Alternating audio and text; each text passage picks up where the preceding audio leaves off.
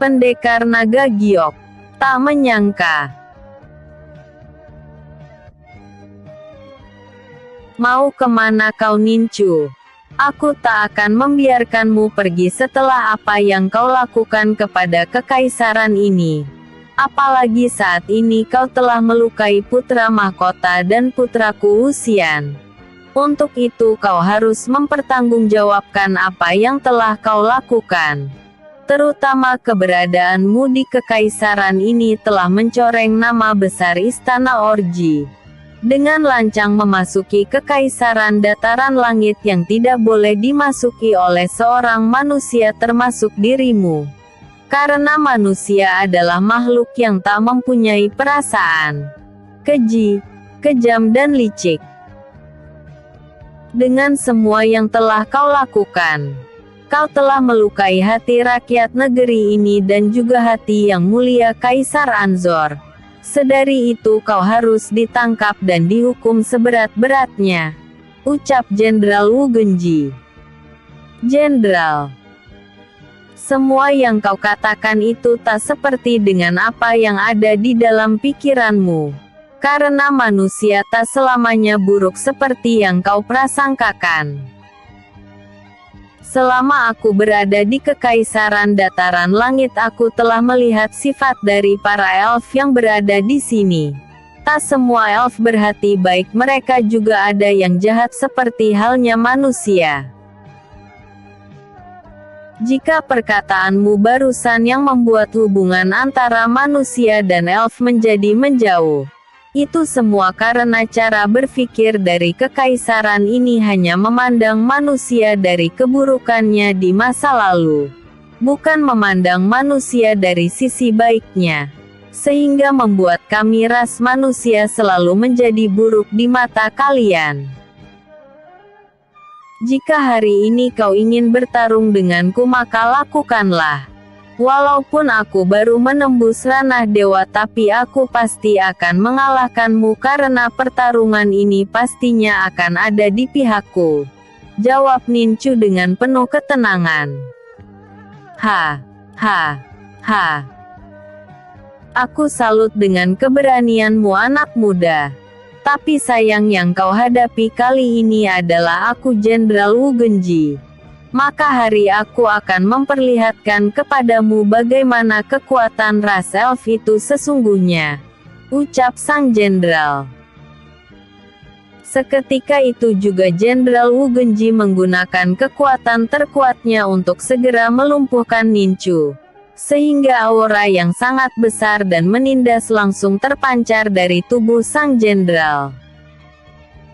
Tiba-tiba saja dari belakang tubuh sang jenderal muncul sesosok makhluk besar dan menyeramkan. Sosok menyeramkan itu persis dengan seorang raksasa yang haus akan kematian. Di tangan sosok itu menggenggam sebuah tombak hitam raksasa yang mengeluarkan aura racun yang sangat mematikan. Nincu sadar jika kekuatan Jenderal Wu Genji melebihi berkali-kali lipat dari kekuatan Pangeran Ansher. Mau tidak mau Nincu harus menggunakan kekuatan teratai kaca ilahi untuk menghancurkannya. 4 hukum alam kini digabungkan menjadi satu. Dan di dalam genggaman tangannya Nincu kini terdapat sebuah teratai kaca yang begitu sangat kuat memancarkan aura yang membuat perubahan alam di sekitar tempat itu bergejolak hebat.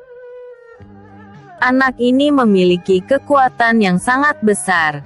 Tapi aku yakin jika jenderal terkuat dari istanaku dapat menandinginya. Lebih baik aku melihat pertarungan ini terlebih dahulu sebelum aku mengambil tindakan, batin Kaisar Anzor. Di arena pertarungan semakin kian memanas antara Jenderal Wu Genji dan Nincu. Aura yang terpancar dari tubuh mereka berdua mampu menghancurkan arena pertarungan yang berselimutkan segel pelindung, sehingga arena pertarungan itu pun kini rata dengan tanah. Tiba-tiba saja Jenderal Wu Genji melakukan pergerakan sehingga sosok menyeramkan yang ada di belakangnya seketika itu melemparkan tombaknya ke arah Nincu. Nincu tak tinggal diam, dia pun langsung melemparkan teratai kaca, yang merupakan kekuatan terkuat miliknya, pemberian dari Dewa Ilahi. Dan pada akhirnya benturan dua kekuatan besar itu pun saling bertemu di udara. Benturan energi yang sangat besar menggetarkan seluruh area sekitar tempat itu, sehingga segel pelindung yang sangat kuat yang membatasi arena pertarungan dengan para penonton yang menyaksikan pertarungan akhirnya hancur, dan akibatnya banyak para menonton yang tumbang dan tergeletak di tanah. Jenderal Wu Genji yang tadinya begitu meremehkan Nincu seketika itu panik karena kekuatan yang selama ini diandalkannya tak mampu menahan teratai kaca yang terus menghancurkan tombak raksasa miliknya, sehingga teratai kaca itu dapat leluasa meluncur deras ke arahnya. Pekikan menyayat hati keluar dari mulut sang jenderal saat teratai ilahi menghantam tubuhnya dengan keras. Walaupun sang jenderal memiliki armor pelindung di tubuhnya, akan tetapi armor itu tak mampu untuk menahan kekuatan dari teratai ilahi, sehingga sang jenderal terhempas jauh ke belakang dengan tubuh yang terpisah-pisah. Dan tentunya itulah akhir dari kehidupan sang jenderal. Melihat akan hal itu, Kaisar Anzor pun murka. Dia langsung melesat ke arena pertarungan tempat di mana Nincu berada. Melesatnya sang kaisar ke arena pertarungan, maka seketika itu juga para kultivator kuat yang dimiliki Istana Orji langsung mengurung keberadaan Nincu di berbagai sudut mata angin. Di atas atap bangunan dan sekitarnya tampak prajurit istana telah siap melepaskan anak panahnya ke arah Nincu. Mereka tinggal menunggu perintah sang kaisar untuk melepaskan anak-anak panah itu dari busurnya.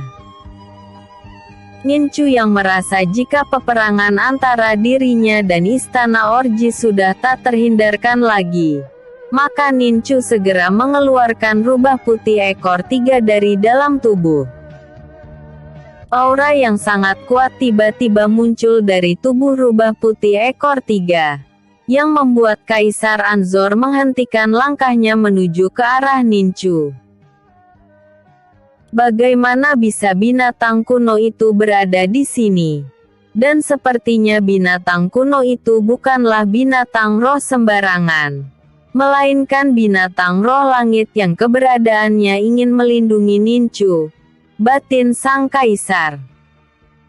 Kaisar Anzor, aku ingin mengadakan perundingan denganmu, sekedar bernegosiasi agar tak terjadi pertumpahan darah di tempat ini, ucap Nincu tiba-tiba. Setelah kau membunuh jenderal terkuat yang kumiliki, kau sekarang ini ingin bernegosiasi denganku. Itu adalah hal bodoh yang ingin kau lakukan, karena aku tak akan pernah ingin melakukan negosiasi denganmu, ucap Kaisar Anzor. Kaisar Anzor, jenderalmu itu yang telah duluan ingin menghabisiku dengan kekuatan yang dimilikinya. Apakah aku harus menerima serangan darinya begitu saja? Jika kau yang berada di posisiku, pasti kau pun akan melawan hingga titik darah penghabisan. Kaisar, jika kau ingin berperang denganku dan tak ingin melakukan negosiasi, maka jangan salahkan aku jika kekaisaranmu ini hanya akan tinggal nama, ucap Nincu kemudian membentuk portal besar di belakangnya. Tak lama kemudian Raja Serigala Iblis kuno muncul dari dalam portal, dengan ratusan ribu pasukan serigala iblis kuno di belakangnya. Semua tercengang. Begitupun halnya dengan Kaisar Anzor. Dia tak menyangka jika makhluk kuat yang tak pernah terusik keberadaannya di dalam reruntuhan hutan binatang iblis, kini berada di bawah kekuasaan Ninchu. Tatapan Ninchu sangat tajam mengarah kepada Kaisar Anzor, yang membuat Raja Serigala Iblis kuno menolong panjang yang diikuti dengan lolongan ratusan ribu serigala iblis kuno yang menjadi pengikutnya. Lolongan itu memberikan dampak mengerikan yang sangat mencekam bagi siapa saja yang mendengarnya. Tiba-tiba saja Permaisuri Ningyue melesat ke hadapan Ninchu, dan berkata, "Apakah kau akan menghancurkan istana peri ini yang dihuni ratusan ribu penduduk bangsa peri dengan peperangan yang akan kau lakukan? Apa kau tak mengingat bagaimana putriku menyelamatkanmu sewaktu kau tengah menembus ranah dewa, sehingga saat ini kau tak berbalas kasih kepada dataran langit? Ninchu, aku ingin kau menghentikan pertarungan ini. Karena semua ini hanyalah kesalahpahaman belaka antara ras elf dan ras manusia," ucap sang permaisuri yang merasa takut dengan pasukan serigala iblis kuno yang berada di belakang Ninchu. Karena semua makhluk mengerikan itu tak semudah itu untuk dibunuh. "Aku tak akan melakukan peperangan melawan bangsa elf. Asalkan kalian semua berjanji padaku untuk tak menindas elf pesisir pantai, dan memberikan ras elf pesisir pantai sebagai ras kehormatan di Kekaisaran Dataran Langit," ucap Ninchu. "Ninchu, aku akan memberikan kehormatan bagi ras pesisir pantai, asalkan kau dapat mengalahkanku dalam sebuah pertarungan. Dan pertarungan yang akan terjadi akan memperlihatkan siapa yang menjadi pemenang di antara kita. Jika kau memenangkan pertarungan ini maka Kekaisaran Dataran Langit akan takluk di bawah kakimu. Dan jika kau kalah maka kau harus bunuh diri di hadapan kami para elf yang berada di dataran langit ini," ucap Kaisar Ansor. "Jika itu keinginanmu, maka aku akan mengabulkannya," jawab Ninchu. Bersambung. Bab 1 episode ke. Mau istirahat dulu karena badan kurang fit. Semoga dimaklumi. Terima kasih. Episode sebelumnya. Terlukanya Putri Anti. Episode berikutnya. Pertarungan 1. Naga Giok. Pertarungan 1. Pertarungan antara Ninchu dan Kaisar Anzor akan diselenggarakan di lapangan luas. Mengingat kedua petarung merupakan kultivator kuat yang mempunyai tingkat kekuatan yang tak bisa diperhitungkan. Inti api surgawi tiba-tiba menggema di dalam batin Ninchu, saat kedua petarung saling berhadapan satu dengan yang lainnya. Ninchu. Kaisar Ansor bukanlah kultivator lemah seperti para kultivator yang selama ini pernah bertarung denganmu. Dia merupakan kultivator kuat yang memiliki kekuatan peri kuno Phoenix surgawi. Yang kekuatan itu diturunkan dari generasi ke generasi oleh pendiri Kekaisaran Orji pertama yaitu Kaisar Langtian. Kemampuannya pun telah mencapai ranah dewa puncak yang tak terbatas, yang sukar dicari tandingannya di dunia ini. Walaupun kau telah mencapai ranah dewa, akan tetapi saat ini kemampuanmu baru mencapai ranah dewa awal yang perbedaan kekuatanmu dengan Kaisar Anzor bagaikan langit dan bumi.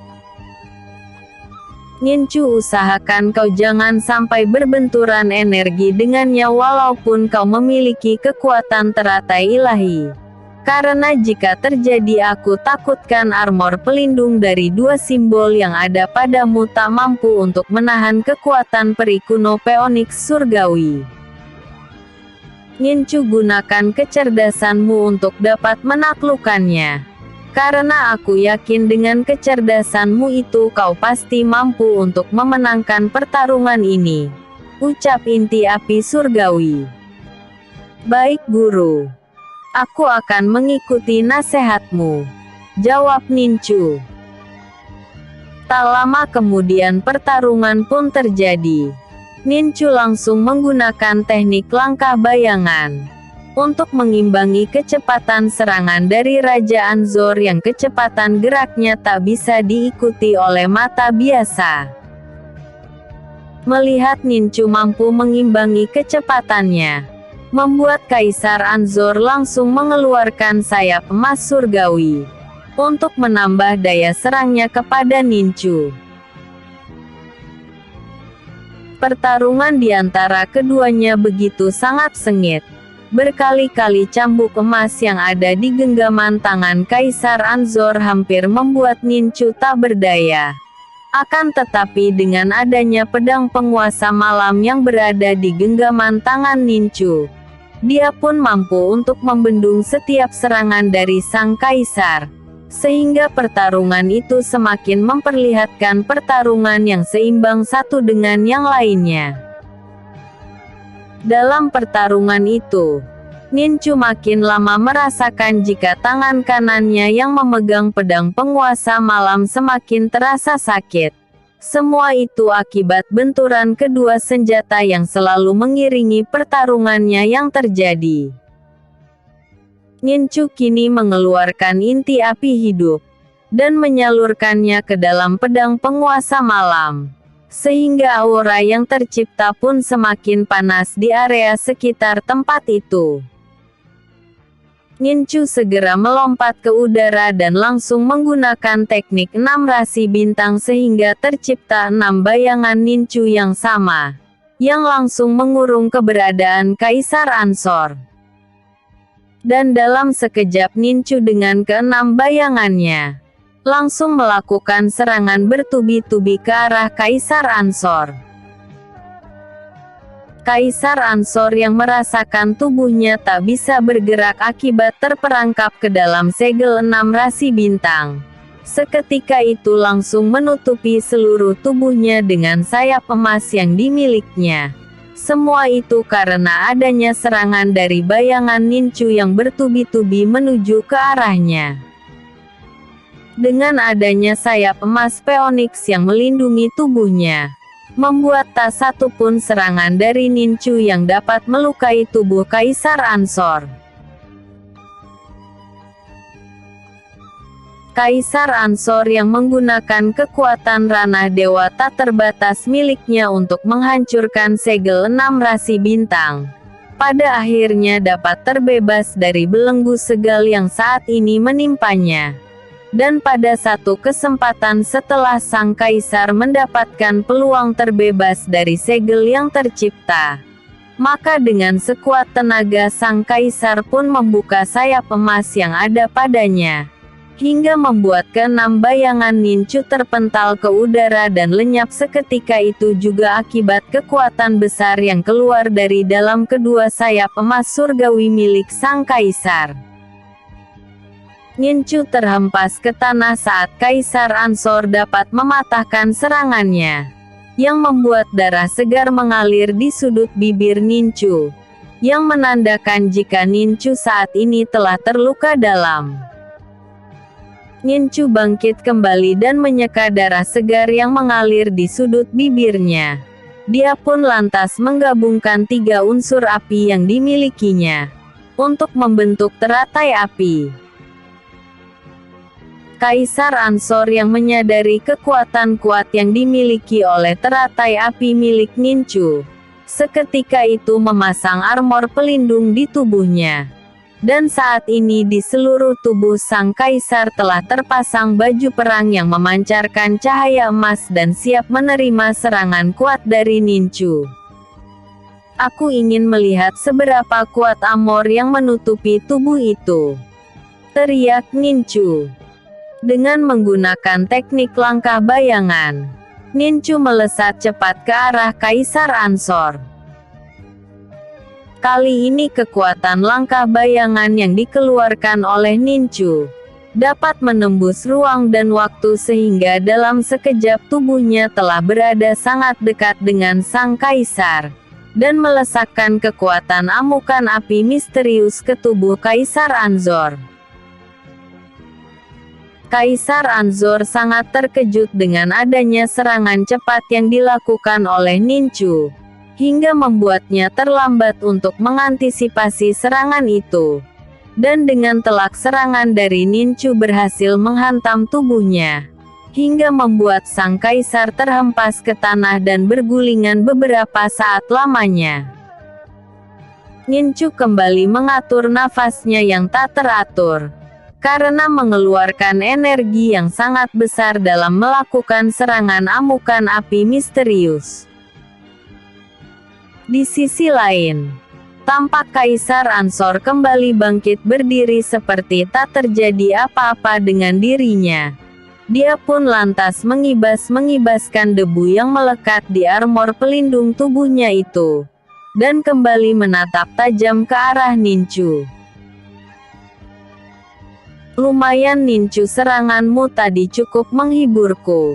Dari sekian tahun lamanya baru kau seorang anak muda yang mampu membuatku terhempas dan bergulingan di tanah.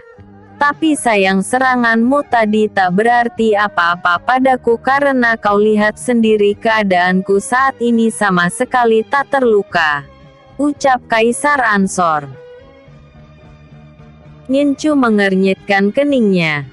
Dia sama sekali tak menyangka jika serangan amukan api misterius yang merupakan kekuatan terkuat kedua yang dimilikinya, sama sekali tak berefek pada tubuh Kaisar Anzor karena adanya perisai pelindung berupa baju sirah yang menyelimuti tubuhnya.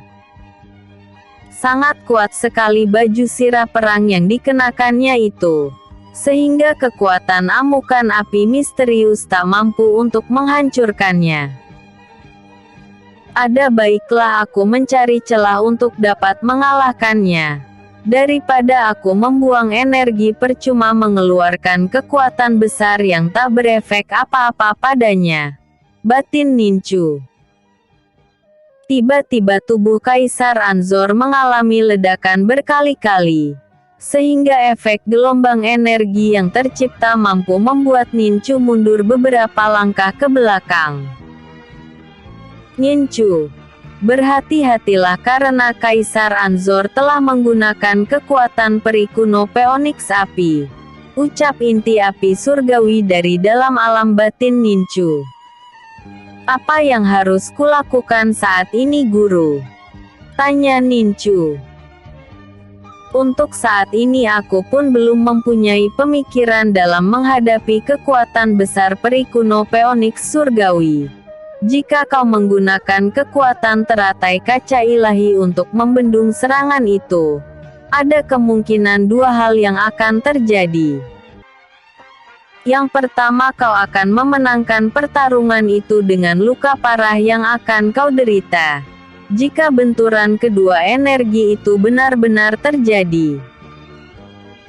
Yang kedua, kemenangan bisa berada di tangan Kaisar Anzor, jika teratai kaca ilahi tak mampu membendung kekuatan peri kuno Phoenix surgawi, yang akan membuatmu lenyap untuk selama-lamanya.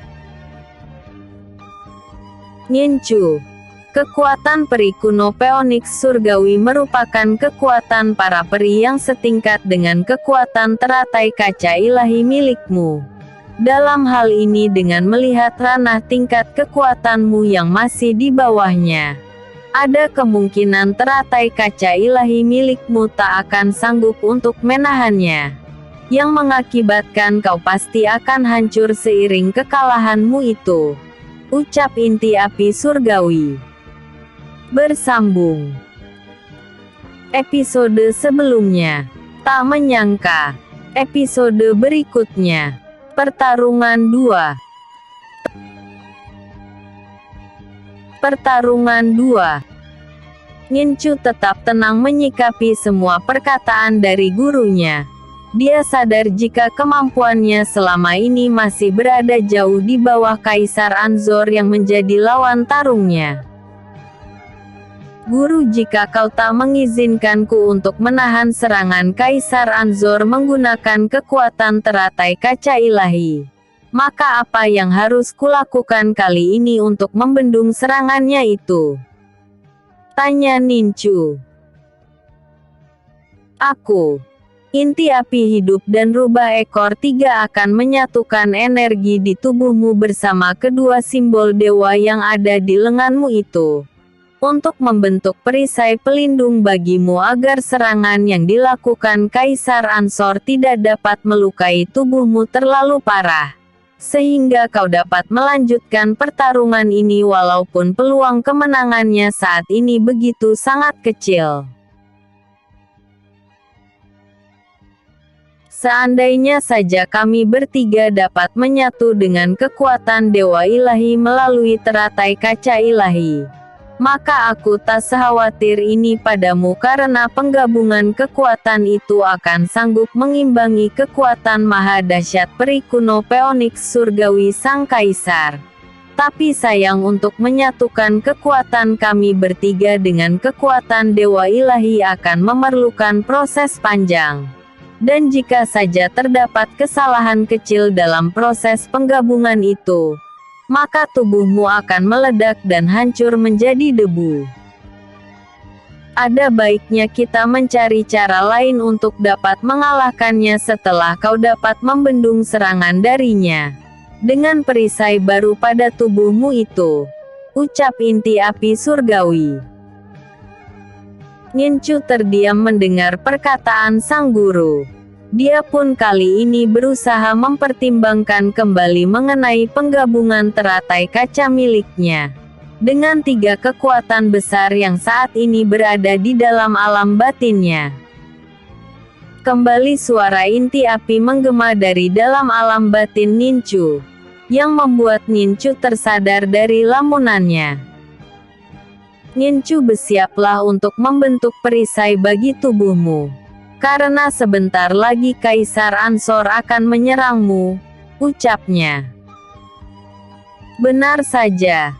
Saat ini terdapat 5 burung Phoenix yang mengeluarkan api berwarna merah di seluruh tubuhnya, yang kini terbang di udara jauh di atas kepala sang kaisar. Melihat hal itu, Nincu segera menerima kekuatan dari ketiga kekuatan besar yang ada di dalam alam batinnya, hingga di tubuh Nincu kini terlapisi perisai pelindung yang sangat kuat, yang telah bergabung dengan perisai sisik naga yang melekat di tubuhnya. Karena mendengar perkataan dari gurunya, Nincu sama sekali tak membendung serangan dari Kaisar Anzor kepadanya, sehingga kelima burung Phoenix api menghantam telak tubuhnya hingga membuat Nincu terhempas ke tanah, yang membuat kubangan besar dan dalam di tempat jatuhnya tubuh Nincu. Debu dan asap seketika itu mengepul dari tempat jatuhnya Nincu, yang membuat Kaisar Anzor tersenyum karena serangan yang dilancarkannya berhasil mengenai telak tubuh lawan tarungnya. Akhirnya kau mampus juga Nincu, ucap sang kaisar.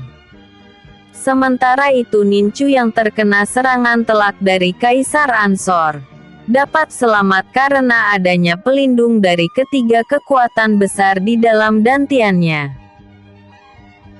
Saat ini pakaian atas Nincu habis terbakar, yang memperlihatkan tubuhnya yang kekar dan atletis. Sementara pakaian bawahnya terlihat sobek di berbagai tempat karena menerima serangan besar dari Kaisar Ansor.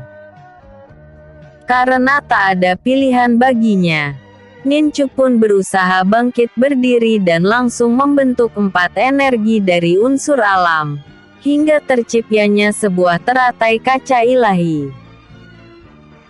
Tanpa pikir panjang Nincu meminta pada sang guru dan kedua sahabat yang ada di dalam dantiannya, untuk menerima kekuatan besar dari mereka bertiga guna menggabungkan kekuatan itu ke dalam teratai kaca ilahi miliknya.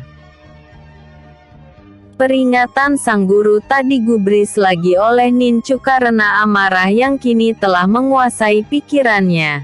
dan ketiganya pun tak bisa berbuat apa-apa karena mereka hanyalah pengikut dari Nincu, yang wajib mengikuti perintah junjungannya karena adanya kontrak darah pada diri mereka bertiga. Walaupun berat hati ketiga pengikut Nincu itu memberikan ketiga kekuatan besar yang dimilikinya kepada Nincu. Nincu yang dapat merasakan kekuatan besar itu tanpa ragu sedikit pun langsung menggabungkannya dengan teratai kaca ilahi yang berada di telapak tangan kanannya.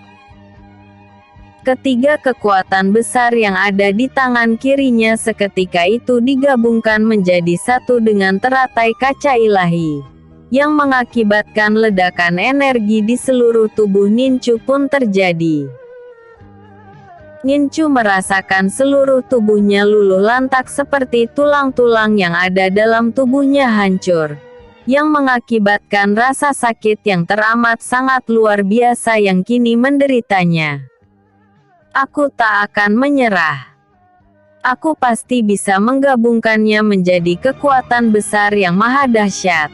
Walaupun aku harus menahan sakit yang teramat sangat seperti ini. Batin Nincu yang terus menggabungkan kedua kekuatan besar yang kini semakin lama semakin menyatu. Sementara itu Kaisar Anzor yang merasa jika adanya perubahan alam menjadi gelap, akibat awan di langit yang sangat tebal menutupi area sekitar tempat itu, menyadari jika Nincu belum mati dan saat ini tengah mengeluarkan kekuatan terkuat yang dimilikinya, membuat sang kaisar kembali membentuk kekuatan peri kuno-kuno Phoenix surgawi dari seluruh kekuatan ranah dewa yang dimilikinya. Aku tak menyangka jika pemuda itu mampu membuatku sampai ke titik ini, yang membuatku menggunakan kekuatan terbesarku yang selama ini tak pernah kugunakan. Batin Kaisar Anzor. Kaisar Anzor kembali membentuk 5 Phoenix api, kemudian menggigit jari telunjuknya hingga darah segar menetes di jarinya tersebut. Darah peri kuno yang menetes dari tubuhnya, dicipratannya ke arah kelima burung Phoenix api yang terbang di udara, hingga membuat kelima burung Phoenix api itu pun menyatu, yang menciptakan Raja Burung Phoenix yang di seluruh tubuhnya berselimutkan api berwarna biru. Terciptanya Raja Burung Phoenix membuat suasana alam di sekitar kekaisaran semakin mencekam. Petir-petir besar dari langit menyambar ke seluruh area pertarungan. Semua itu akibat kekuatan besar yang telah dikeluarkan oleh Kaisar Anzor. Semua penonton yang melihat pertarungan itu dari kejauhan, baik yang memiliki kekuatan ranah tingkat tinggi maupun pemula, tak ingin terkena dampak energi besar yang tercipta, sehingga mereka semua pun pergi menjauh dengan tidak melihat lagi pertarungan tersebut. Sementara itu Nincu yang berada di dalam tanah berlobang, juga berhasil menciptakan teratai kaca ilahi yang telah digabungkan dengan 3 kekuatan besar dari ketiga pengikutnya. Sehingga teratai kaca tersebut kini memancarkan cahaya berwarna putih yang menyala terang, dengan petir-petir kecil di dalam teratai kaca ilahi yang terbentuk. Setelah mampu membentuk teratai kaca ilahi yang maha dahsyat, Nincu segera melesat ke atas permukaan, dan berhadapan langsung dengan jarak yang cukup dekat dengan Kaisar Anzor. Kaisar Anzor, kita akan buktikan siapa yang masih dapat berdiri di tempat ini. Dan kita akan buktikan siapa dari kita yang terkuat. Ucap Nincu dengan lantang dan menantang. Kaisar Anzor tersenyum mendengar perkataan dari Nincu, yang menandakan jika sang kaisar telah siap untuk melakukan pertarungan sampai mati dengannya. Tiba-tiba raut wajah sang kaisar berubah saat melihat kedua simbol yang berada di lengan Nincu. Kedua simbol itu seketika itu membuat goyah keinginannya untuk melakukan pertarungan sampai mati dengan Nincu. Dan dengan lantang sang kaisar pun berteriak lantang. Hentikan Nincu. Bersambung. Saya meminta maaf kepada pembaca semua. Saat ini keadaan saya memang lagi sakit, bukan berarti saya tak ingin menulis. Mungkin karena kecapean bekerja dan kondisi alam yang sering berubah-ubah, kadang hujan dan panas khususnya di Samarinda, membuat kondisi tubuh saya menjadi drop, akhirnya demam tinggi dan tak bisa berpikir apalagi menulis.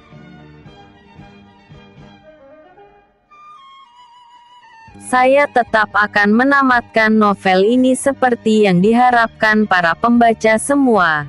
Jadi jangan berkomentar yang membuat saya sangat terbebani. Apalagi membuat saya serasa disalahkan dalam hal ini. Semua komentar dari pembaca semua tetap saya baca, dan masukan-masukan yang teman-teman berikan saya akan cerna dan pertimbangkan kembali untuk menjadi bahan penulisan kelanjutan dari novel ini. Walaupun saya tak bisa membalasnya satu persatu. Sekali lagi saya mohon maaf sebesar-besarnya jika semalam tak terbit yang membuat teman-teman kesal. Terima kasih. Episode sebelumnya. Pertarungan 1. Episode berikutnya. Akhir pertempuran. Naga Giok. Akhir pertempuran. Teriakan Kaisar Ansor sudah terlambat. Teratai ilahi telah dilepaskan Nincu dan saat ini tengah menuju cepat ke arahnya.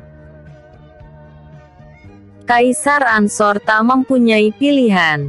Jika dia tak menahan serangan teratai ilahi yang menuju ke arahnya, maka dirinya sendiri yang akan binasa. Sehingga sang kaisar langsung menyambut serangan Nincu dengan kekuatan Raja Phoenix Surgawi, yang merupakan kekuatan terkuat yang dimilikinya. Tak hayal lagi, kedua energi besar pun saling bertemu di udara, hingga mengguncangkan area istana dan sekitarnya. Kaca-kaca istana pecah, pepohonan tumbang dan daun-daun pun mengering. Semua itu akibat efek benturan kedua energi yang begitu dahsyat terjadi. Kedua petarung sama-sama terpental jauh ke belakang, dan menghantam tanah dengan keras, hingga bergulingan sesaat dan pada akhirnya keduanya pun tergeletak di tanah. Kaisar Ansor yang memiliki kekuatan ranah dewa tak terbatas, mampu untuk bangkit kemudian menelan sebuah pil dan melakukan pemulihan diri. Sang kaisar segera mengakhiri kultivasinya, karena dia sangat khawatir akan keselamatan Nincu, yang dia tahu memiliki dua simbol dewa yang ada di tubuhnya. Kekhawatirannya itu semakin menjadi saat sang kaisar melihat ke arah Nincu, yang masih tergeletak di tanah tanpa pergerakan sedikit pun. Ini tak boleh terjadi. Aku tak ingin menjadi pembunuh dari keturunan kesatria tanpa tanding di masa lampau. Kesatria yang dulunya juga menjadi saudara angkat dari leluhurku Kaisar pertama Istana Orji, batin Kaisar Ansor. Sang kaisar langsung bangkit berdiri, kemudian melangkahkan kakinya ke arah Nincu walaupun dengan terseok-seok. Sesampainya di tempat Nincu yang masih tergeletak di tanah, Kaisar Ansor segera memastikan kedua segel dewa yang ada di tubuh Nincu. Benar, dia merupakan keturunan kesatria itu. Simbol teratai dan simbol naga emas di tubuhnya benar-benar asli, ucap Kaisar Ansor. Kaisar Ansor begitu sangat bersalah dan diliputi rasa penyesalan. Dia tak menyangka jika dirinya telah bertarung habis-habisan dengan pemuda yang memiliki dua simbol dewa, yang dari generasi telah diceritakan turun-temurun. Jika suatu masa akan lahir pemilik dua simbol dewa yang akan menyelamatkan seluruh peradaban manusia dari kehancuran untuk kedua kalinya. Semua itu telah diramalkan oleh Kaisar Langtian dan tertulis di dalam kitab kuno yang merupakan tulisan pribadinya. Aku harus menyelamatkan pemuda ini. Jika dia sampai mati maka seluruh leluhur pendahuluku pasti tak akan menyelamatkanku dengan kematiannya, gumam Kaisar Ansor. Kaisar Ansor segera mengeluarkan sebuah pil dewa kehidupan yang merupakan sebuah pil yang mampu memberikan kehidupan baru bagi seseorang, dan juga dapat menambah kekuatan alami tubuh yang mengkonsumsinya. Pil itu merupakan pusaka turun-temurun yang hanya ada satu di dunia ini, yang kini berada di genggaman tangan Kaisar Ansor. Pil dewa kehidupan ini merupakan pil pusaka turun-temurun dari keluargaku. Aku akan memberikannya padamu agar kau selamat, maka aku akan merelakannya, ucap Kaisar Ansor. Dengan cepat Kaisar Ansor memasukkan pil tersebut ke dalam mulut Nincu, kemudian memberikan sisa-sisa energi murninya ke tubuh Nincu, agar pil dewa kehidupan dapat segera dicerna oleh tubuhnya. Setelah itu sang Kaisar membawa tubuh Nincu menuju balai pengobatan istana. Beberapa petinggi istana yang menyaksikan jika sang Kaisar tengah membawa Nincu segera melesat ke arahnya. Belum lagi para petinggi itu menanyakan mengenai Nincu, Kaisar Ansor telah terlebih dahulu berkata, "Bawa Nincu menuju balai pengobatan istana. Rawat dia baik-baik agar kondisinya dapat pulih seperti sedia kala," titahnya sambil menyerahkan Nincu kepada salah seorang petinggi istananya. Sang petinggi istana menerima Nincu. Setelah Nincu berada di tangan para petinggi istananya, tiba-tiba saja Kaisar Ansor ambruk ke tanah dan tak sadarkan diri. Seluruh petinggi istana sangat terkejut melihat hal itu, termasuk penasehat istana. Sang penasehat istana kini merasa heran kepada sang Kaisar, yang lebih mengutamakan keselamatan Nincu daripada dirinya sendiri.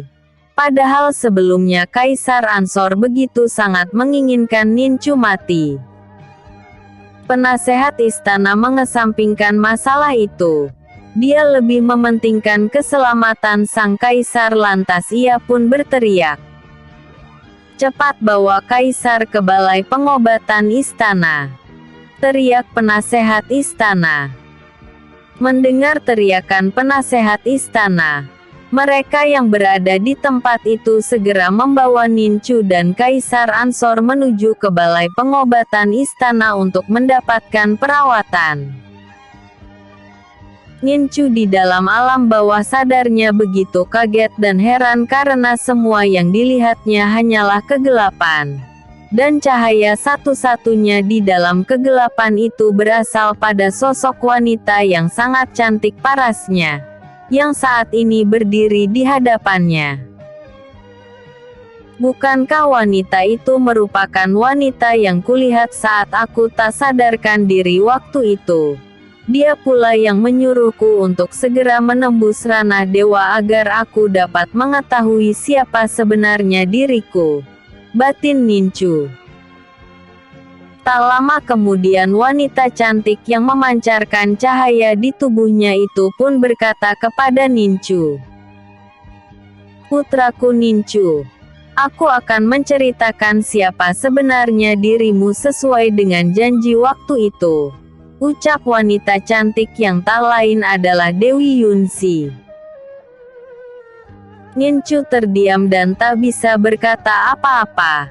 Hanya hatinya yang dapat merasakan jika wanita cantik yang berdiri di hadapannya serasa sangat dekat.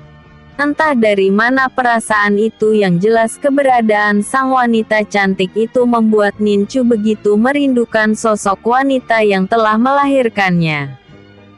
Sembari menarik nafas dalam-dalam, Nincu pun berkata, "Hormatku pada Dewi.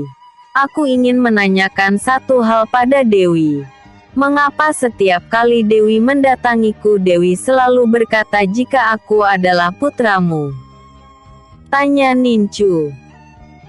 "Nincu putraku, ayahmu adalah ksatria hebat di masa lalu yang tak tertandingi di muka bumi. Dan saat ini ayahmu merupakan seorang kaisar langit yang memimpin nirwana yang bernama Kaisar Langit Tinyu. Aku adalah Dewi Yunsi, ibumu. Dulu sewaktu kau kasih berada di rahimku, terdapat masalah besar di nirwana yang akan membahayakanmu jika kau masih berada di rahimku. Agar kau tetap selamat, terpaksa aku melepaskanmu ke alam dunia dengan bantuan Dewa Cahaya. Dan pada akhirnya kau masuk ke salah satu rahim seorang wanita bumi, sehingga kau lahir sebagai seorang manusia dan bukanlah seorang dewa. Tapi darah keturunan dewa masih melekat pada tubuhmu. Dan setelah kau menembus ranah dewa, maka saat itu juga darah di tubuhmu akan berubah menjadi darah seorang dewa, yang sangat berbeda dengan darah seorang manusia bumi. Itu terbukti dengan darahmu yang berwarna emas yang mengeluarkan wangi harum semerbak," jawab Dewi Yunsi. Tubuh Nincu bergetar hebat. Dia tak menyangka jika wanita yang ada di hadapannya itu merupakan ibunya sendiri. Dengan berlutut, Nincu pun memberi hormat kepada wanita di hadapannya itu sambil berkata, "Maafkan putramu ini, ibu, yang selama ini tak mengenalimu," ucap Nincu. Dewi Yunsi menuju ke arah Nincu dan menarik kedua bahunya agar Nincu segera berdiri. Dewi Yunsi yang sudah sangat menahan rindu kepada putranya, langsung memeluknya dengan erat. Tak terasa sang Dewi meneteskan air matanya. Rasa keibuannya seketika itu tumbuh kepada pemuda tampan yang saat ini berada di dalam pelukannya. "Ini semua bukan kesalahanmu putraku. Keadaanlah yang membuat kita terpisah hingga bertahun-tahun lamanya. Tapi aku sangat senang sekali karena kau telah mengenaliku sebagai ibumu," ucap Dewi Yunsi lirih. Mendengar perkataan Dewi Yunsi, Nincu pun tak dapat menepis rasa haru di hatinya. Dengan berlinangan air mata, Nincu semakin memeluk erat sang ibu. Setelah beberapa saat lamanya mereka berdua melepas rindu, maka tiba saatnya bagi Dewi Yunsi untuk kembali ke nirwana. "Putraku, jika kau telah menemukan teratai nirwana, maka aku ingin kau mempelajari cara menggabungkannya dengan kekuatan dewa ilahi, agar kau memiliki kekuatan maha dahsyat yang tak tertandingi di muka bumi. Ini adalah kitab kuno yang ditulis oleh ayahmu. Bagaimana cara menggabungkan kedua kekuatan besar itu?"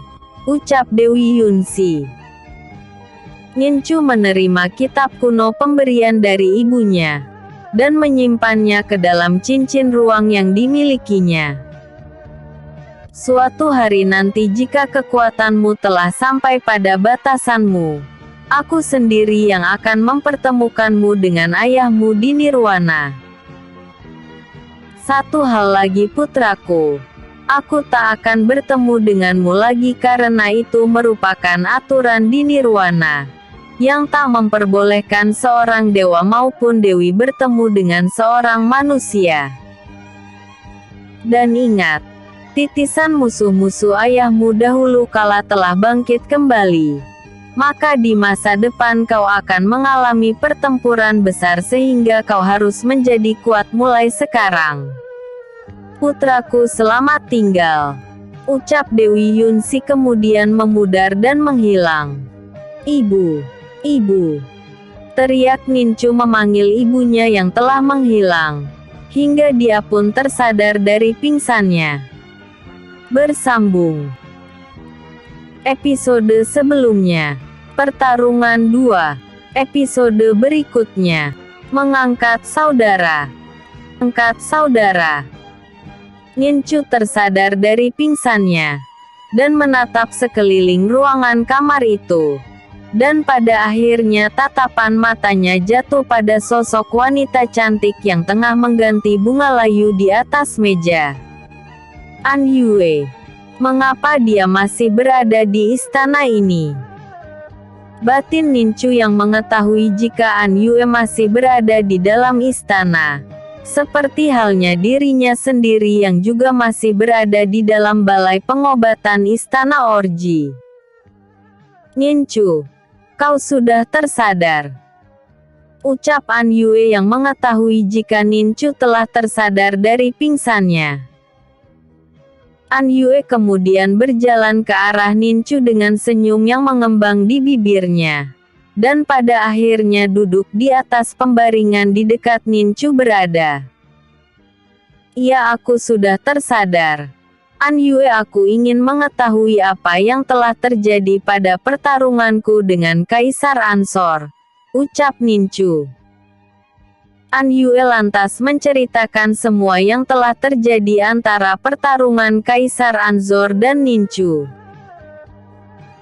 "Berarti aku sudah tak sadarkan diri selama 2 hari dan yang memenangkan pertarungan itu adalah Kaisar Ansor. Tapi mengapa sang kaisar tiba-tiba baik padaku dan menyuruh An Yue untuk menjagaku selama aku tak sadarkan diri? Mengapa sang kaisar berbaik hati seperti ini dengan membawaku ke balai pengobatan untuk dirawat? Bukankah selama ini aku telah menyinggungnya dan membuat kekacauan hingga membunuh jenderal terkuat yang dimilikinya?" Batin Nincu yang semakin bertanya-tanya dengan apa yang diinginkan sang kaisar padanya. "Aku yakin pasti ada sesuatu hal yang membuat kaisar memperlakukanku seperti ini," batin Nincu kembali. An Yue yang melihat Nincu tengah melamun setelah dia menjelaskan semua yang terjadi, membuatnya langsung menegur Nincu. "Apa yang kau pikirkan? Lebih baik aku mengambilkanmu makan. Tentunya kau sudah sangat lapar setelah pingsan selama 2 hari," ucap An Yue. Nincu menganggukkan kepalanya, mengiyakan perkataan An Yue. Tak lama kemudian An Yue pun keluar dari dalam ruangan kamar itu untuk mencarikan makanan bagi Nincu. Dan pada akhirnya dia kembali dengan pembawa keranjang berisikan makanan di dalamnya. "Makanlah.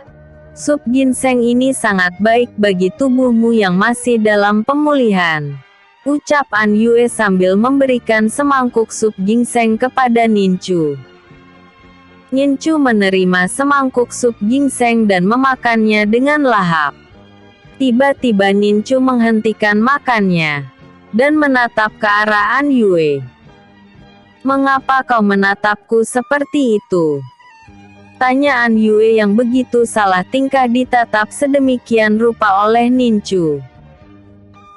"Aku belum mengucapkan terima kasih karena selama ini kau telah merawatku. Dan aku ingin mengetahui mengapa kau masih berada di istana ini," ucap Nincu kemudian balik bertanya.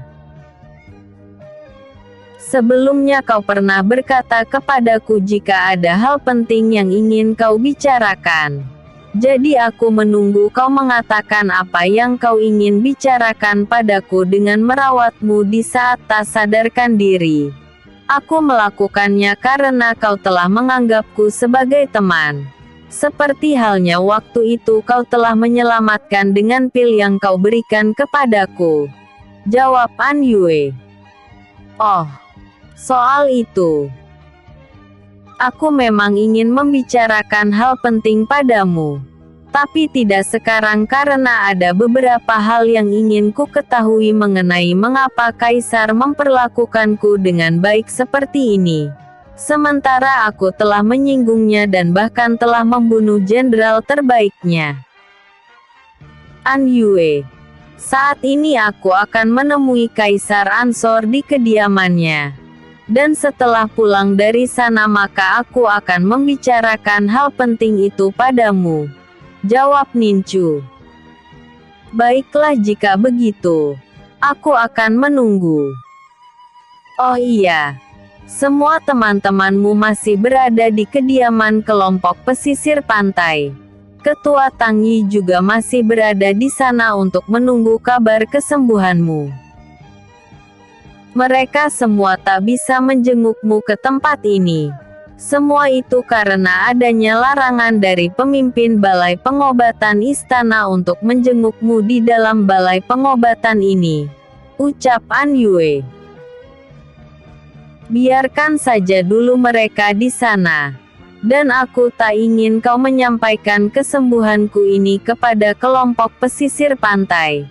Biar nanti setelah semua urusanku dengan sang kaisar selesai maka aku akan menemuinya. Ucap Nincu. Baiklah. Sebelum kau pergi menemui Kaisar Ansor, maka kau harus menghabiskan makanmu itu. Ucap An Yue. Nincu pun menganggukkan kepalanya mengiyakan perkataan dari An Yue. Setelah membersihkan diri, An Yue menemani Nincu menuju kediaman Kaisar Ansor. Dan para prajurit istana yang ada tak satu pun yang berani menegur Nincu karena keberadaan An Yue yang telah ditugaskan khusus untuk menjaga Nincu. Sesampainya di kediaman sang kaisar, An Yue memilih menunggu di luar sementara Nincu masuk ke dalam menemui Kaisar Ansor. Setelah sang kaisar memperbolehkan Nincu masuk ke dalam ruang pribadinya. Sedikit ketegangan pun terjadi di antara mereka berdua setelah berhadapan satu dengan yang lainnya. Akan tetapi pengingat jika Nincu merupakan pemilik dua simbol dewa di tubuhnya, membuat Kaisar Ansor memilih berbesar hati menghadapi Nincu. Apa maksud semua ini? Bukankah kau telah memenangkan pertarungan itu dan aku pun harus menepati janjiku untuk mati di hadapan para penduduk di kekaisaran ini? Ucap Nincu membuka pembicaraan. Nincu, kita sudahi permusuhan di antara kita berdua karena semua itu tak ada gunanya. Nincu, di dalam darahku terdapat darah Kaisar Langtian, yang merupakan pendiri Istana Orji setelah dataran langit diberikan oleh saudara angkatnya yang bernama Tin Yu di masa lampau. Nincu seketika itu sangat terkejut saat Kaisar Ansor mengucapkan nama Tin Yu, yang telah dikatakan oleh Dewi Yun si ibunya jika Tin Yu merupakan ayah kandungnya. Sepertinya Kaisar Ansor banyak mengetahui tentang masa lalu mengenai ayahku. Lebih baik aku diam untuk mendengarkan semua yang ingin dikatakannya. Batin Nincu. Nincu, aku telah mengetahui jika kau memiliki dua simbol dewa di tubuhmu, yang menandakan jika kau merupakan garis keturunan dari Tin Yu. Dan bisa dikatakan jika kita berdua merupakan saudara. Nincu, jika melihat kitab kuno yang ditulis oleh leluhurku Kaisar Langtian, maka kau memang sengaja datang ke dataran langit untuk mendapatkan teratai nirwana yang berada di suatu tempat yang hanya orang-orang yang memiliki garis keturunan dari Kaisar Langtian dan garis keturunan pengikut setianya di masa lampau yang mengetahui keberadaan teratai nirwana. Nincu, apakah yang kukatakan ini benar adanya? Tanya Kaisar Ansor. Nincu berjalan menuju ke arah jendela yang terdapat taman di sana. Sesaat dia diam dan mencerna semua perkataan dari Kaisar Ansor. Tak lama kemudian dia pun berkata, "Aku memang datang ke dataran langit untuk mencari teratai nirwana seperti yang kau katakan. Jika memang kau menganggapku sebagai saudaramu untuk melanjutkan persaudaraan yang telah terjalin di antara luhur kita, maka aku ingin kau tak menghalang-halangiku untuk mendapatkan bunga teratai nirwana itu," jawab Nincu. "Ha, ha, ha. Nincu, aku tak akan mungkin mengabaikan kau sebagai saudaraku. Karena dengan keberadaanmu di dunia ini maka titisan para iblis yang tertulis di dalam kitab kuno milik leluhurku akan dimusnahkan kembali oleh orang terpilih yang telah ditakdirkan para dewa sepertimu. Dan aku berharap jika di masa depan aku bisa bertarung bersamamu untuk menghadapi titisan para iblis dan pengikutnya itu," ucap Kaisar Ansor. Kaisar Ansor kemudian menyayat telapak tangannya sendiri, hingga darah berwarna emas keluar dari tangan sang kaisar. Darah itu menetes ke dalam gelas yang berisikan air, hingga membuat air itu pun berwarna emas dari darah seorang peri. Melihat hal itu, Nincu segera meneteskan darahnya ke dalam gelas yang sama, ke gelas tempat keberadaan darah Kaisar Ansor sebelumnya. Wangi harum semerbak yang keluar dari darah Nincu seketika itu memenuhi ruangan pribadi sang kaisar. Nincu sekarang benar-benar yakin jika dirinya merupakan titisan dari Tin Yu ayahnya, sesuai perkataan ibunya sewaktu dia berada di dalam alam sadarnya. Karena semua perkataan sang ibu mengenai darah di tubuhnya benar adanya. "Nincu, mulai saat ini kau merupakan saudaraku, dan di masa depan aku akan membantu di setiap peperanganmu," ucap Kaisar Ansor kemudian meminum air berwarna emas yang berada di dalam gelas tersebut. Setelah itu sisa air yang berada di dalam gelas diberikan kepada Nincu. "Mulai sekarang kita bersaudara," ucap Nincu kemudian meneguk air yang berada di dalam gelas hingga tak tersisa. Darah peri berwarna emas akan tetapi tidak berbau. Darah dewa berwarna emas yang memiliki aroma wangi. Bersambung. Terima kasih untuk doanya para sahabat semua. Semoga kita semua selalu diberikan kesehatan dari Yang Maha Kuasa. Amin. Episode sebelumnya. Akhir pertempuran. Episode berikutnya. Menemui Putri Anti. Menemui Putri Anti. Nincu kini telah mengetahui keberadaan teratai nirwana, yaitu berada di tengah-tengah pulau terpencil di dataran langit yang tak pernah dikunjungi oleh para elf. Karena di sana terdapat berbagai macam binatang roh tingkat tinggi. Dan juga pulau itu dikuasai oleh seorang penyihir wanita yang memiliki kemampuan sangat tinggi. Entah bagaimana penyihir wanita itu bisa berada di sana. Yang jelas dia tak ingin area kekuasaannya diusik oleh makhluk ras lain, selain binatang roh yang menjadi peliharaannya. Sang kaisar juga mengatakan jika putrinya memiliki simbol dewa, dan akan memberikan izin untuk putri kesayangannya itu untuk mengikuti Nincu dalam membasmi seluruh iblis yang berada di alam dunia. Akan tetapi keadaan sang putri saat ini masih dalam perawatan akibat luka dalam yang dideritanya. Dan luka itu telah menghancurkan beberapa titik saraf penting di dalam dantiannya. Sehingga sang putri saat ini hanya bisa terbaring di atas pembaringan di dalam kamar pribadinya. Setelah berpamitan dengan Kaisar Ansor, Nincu pun keluar dari dalam ruangan pribadi sang kaisar. Dan betapa terkejutnya Nincu melihat jika An Yue masih berada di depan pintu tengah menunggunya. "Kukira kau telah pergi," ucap Nincu. "Aku masih menunggu untuk mendengarkan hal penting yang ingin kau bicarakan kepadaku," jawab An Yue. "Jika begitu ayo kita cari tempat untuk membicarakan hal itu," ucap Nincu kemudian mengajak An Yue pergi dari tempat itu. Nincu dan An Yue kembali ke dalam kamar yang ditempati Nincu selama dia dirawat di balai pengobatan istana. Di sanalah Nincu mengutarakan maksud dan tujuannya kepada An Yue. Nincu lantas mengutarakan maksudnya untuk mengajak An Yue ke dalam kelompok pembasmi iblis.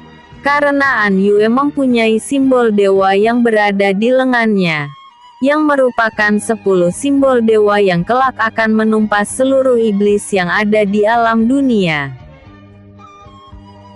Sebenarnya An Yue tak ingin masuk ke dalam kelompok pembasmi iblis.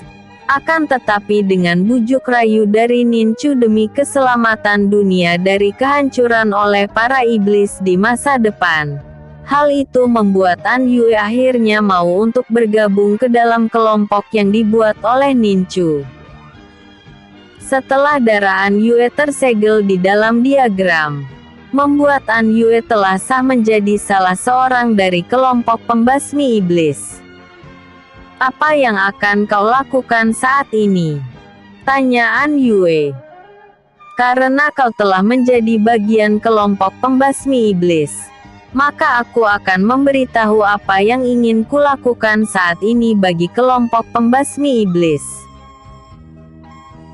Aku akan merekrut semua pemilik simbol dewa untuk masuk ke dalam kelompok pembasmi iblis. Dan saat ini aku bertujuan untuk mendapatkan teratai nirwana di sebuah tempat di daerah dataran langit. Untuk mengetahui tempat itu Kaisar Anzor telah memberikanku peta yang menuju ke sana.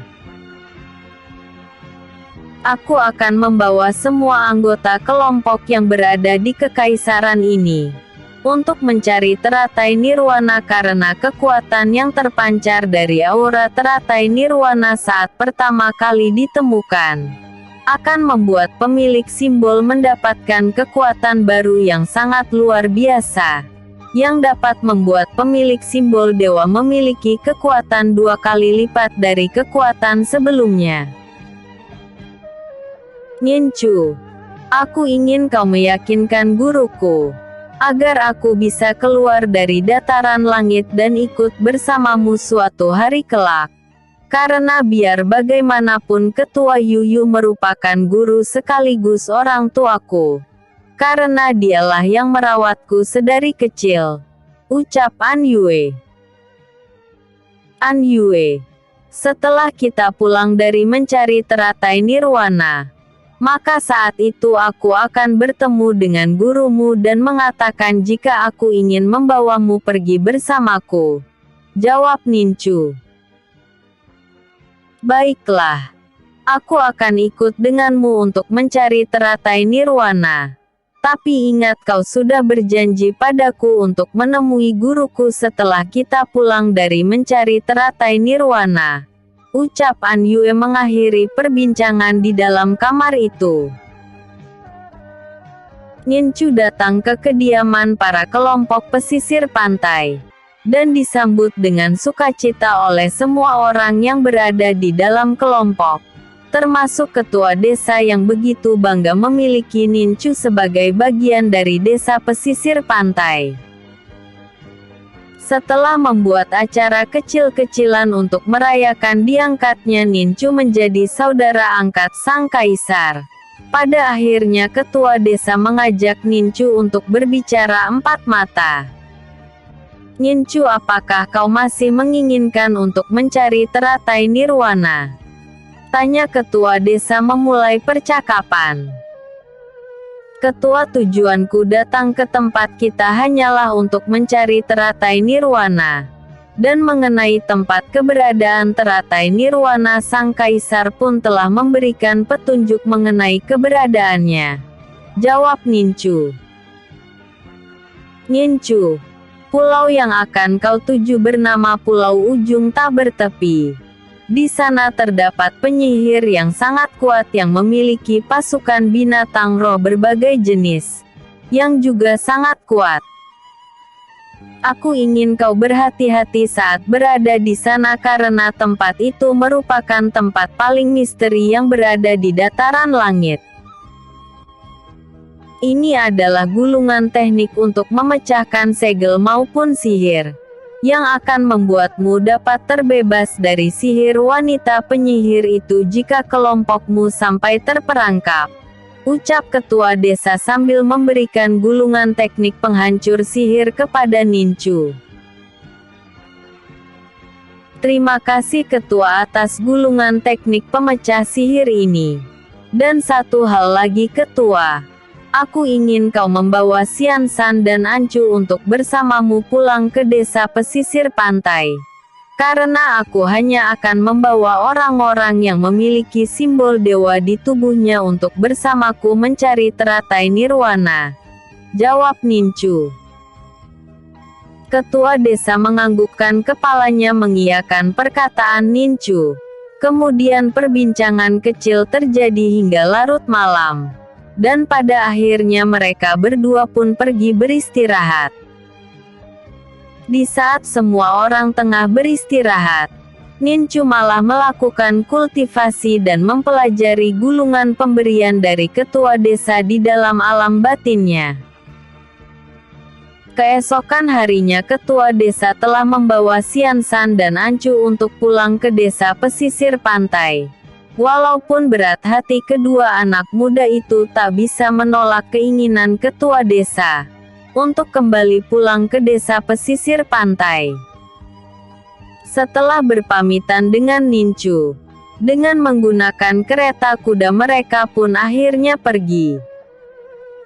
Anchen, Zurui dan An Yue ditugaskan oleh Nincu untuk meningkatkan kekuatan mereka bertiga. Memakai metode yang ada pada diagram untuk memperkuat simbol dewa yang ada di tubuh mereka. Sementara itu Nincu berkeinginan untuk pergi melihat kondisi Putri Anti, guna mencari solusi dalam penyembuhan luka dalam yang dideritanya. Dia pun lantas memanggil seorang prajurit untuk menunjukkan jalan baginya.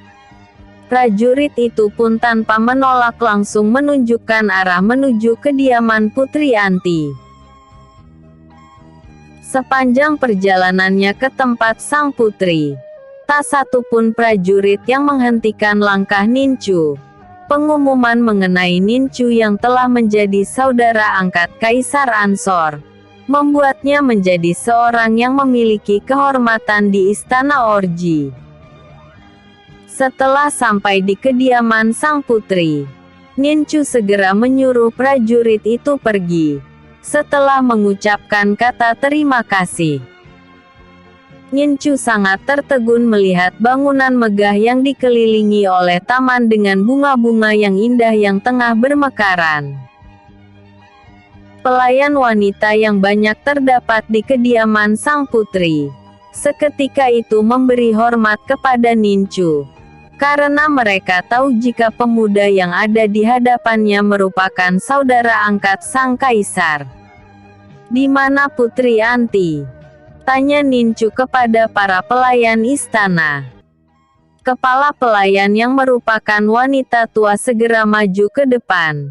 Kemudian berkata,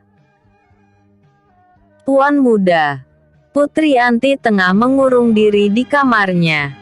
Itu terjadi setelah dia mengetahui jika merindian yang ada di tubuhnya terluka, sehingga dia merasa malu untuk keluar dari dalam kediamannya. Jawab kepala pelayan. Aku akan menemuinya.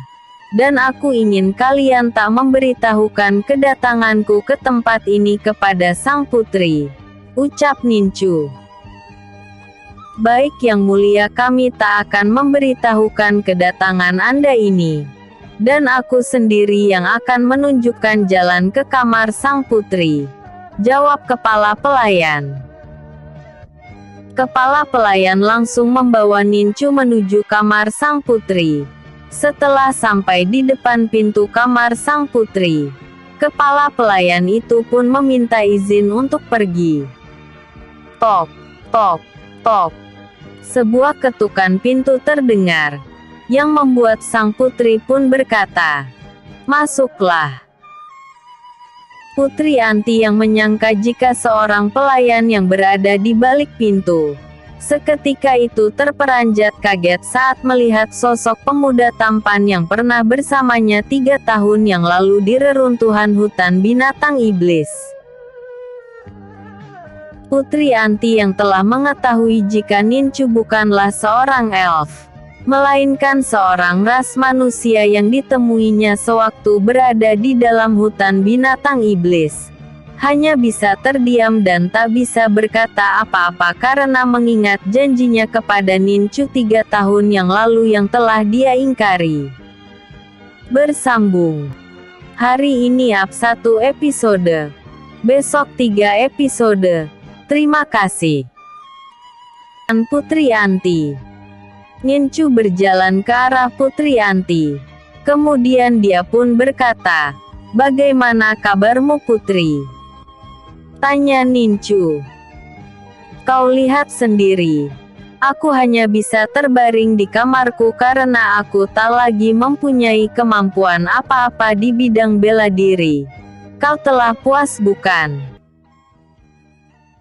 Kau sengaja membuat aku jatuh cinta padamu dan setelah aku benar-benar jatuh cinta padamu, kau baru menunjukkan jati dirimu yang sebenarnya. Aku tak menyangka jika kau selicik itu Nincu. Kau dengan sengaja mempermainkan perasaanku. Nincu, aku tahu kau sengaja datang ke dataran langit hanya untuk balas dendam. Karena aku tak menepati janjiku 3 tahun yang lalu," ucap Putri Anti dengan penuh penyesalan. Karena dia bisa sampai jatuh cinta kepada pemuda yang hanya ingin membalaskan dendam pada dirinya. 3 tahun yang lalu aku pernah jatuh cinta pada seorang wanita. Cinta yang tumbuh bersemi selama 3 tahun di dalam hatiku. Dan saat itu aku berharap banyak jika wanita itu akan menepati janjinya untuk menemuiku. Saat itu aku sangat kecewa karena wanita yang kunanti-nantikan selama ini tak datang menemuiku. Dan aku bertambah sangat kecewa melihat ketulusan cintaku hanya dibandingkan dengan 1 kereta kuda koin emas. Dan bagiku itu merupakan suatu penghinaan yang tak bisa termaafkan. Tapi melihat wanita itu telah mengorbankan dirinya demi untuk menyelamatkanku, dendam dan sakit hati yang kurasakan kini terbayar lunas dan aku takkan mempermasalahkan lagi perjanjian 3 tahun yang lalu dengannya. Karena aku masih memiliki kehidupan yang harus kujalani di masa depan. Sehingga membuatku berpikir untuk tak membuang waktu sia-sia demi cinta yang tak pernah akan kugapai. Lebih baik aku melupakan wanita itu untuk selama-lamanya, jawab Nincu. Hati Putri Anti begitu sakit mendengar perkataan dari Nincu. Biar bagaimanapun dia telah terlanjur mencintai Nincu yang telah memberi warna di hatinya, yang selama ini tak pernah dirasakannya dari seorang pemuda manapun. Tak terasa air mata Putri Anti jatuh membasahi pipinya. Ketegarannya pun sirna di hadapan Nincu. Dia tak menyangka jika perjanjian 3 tahun yang selama ini telah disepakati.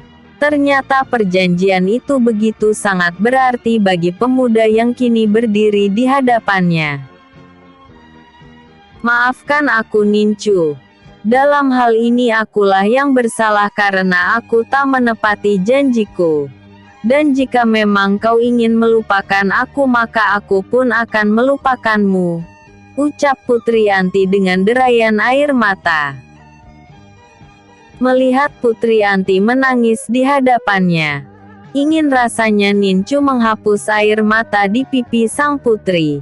Tapi apa daya, situasinya saat ini benar-benar tak menguntungkannya. Hingga Nincu memutuskan untuk keluar dari kamar Putri Anti dengan hati yang sangat kacau. Tujuannya untuk menyembuhkan sang putri kini sirna. Semua itu karena Nincu terpancing dengan perkataan sang putri yang menyatakan jika dirinya datang ke dataran langit hanya untuk membalaskan dendam padanya. Nincu terus berjalan hingga pada akhirnya dia berpapasan dengan Pangeran Ansher yang akan menuju ke kamar sang putri. Tampak terlihat tatapan penuh kebencian Pangeran Ansher terhadap Nincu. Akan tetapi Nincu tak menggubris sang pangeran, dia lebih memilih untuk terus berjalan meninggalkan tempat itu.